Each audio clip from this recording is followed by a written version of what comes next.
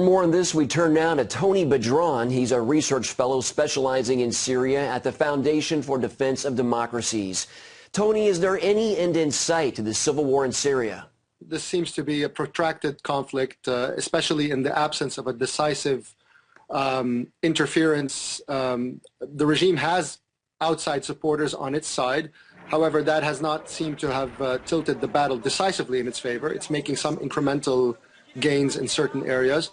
On the opposition side, however, there has been no decisive outside factor to help push it in the opposite direction. Tony, the Assad regime has used chemical weapons on its own people, as you know. Should the world, including America, be doing more to stop the Syrian government?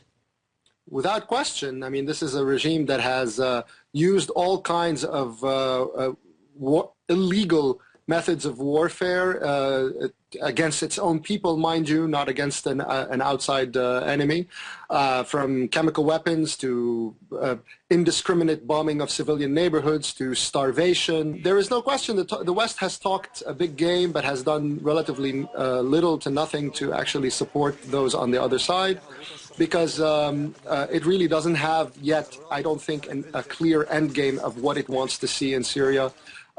It says it wants the Assad regime out, but then also it says that it wants to have some continuity in the so-called institutions of the state, which really don't exist anymore. So there's really a lot of strategic confusion on the side of the United States in particular, and that has translated on the ground in Syria as well.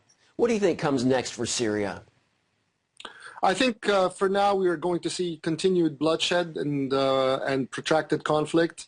The regime, like I said, has been making certain gains in certain areas, taking advantage of the fact that it has really a free hand to do whatever it wants. Ever since it signed that chemical weapons agreement with the international community, it's been given effectively leeway to pursue warfare as it pleases.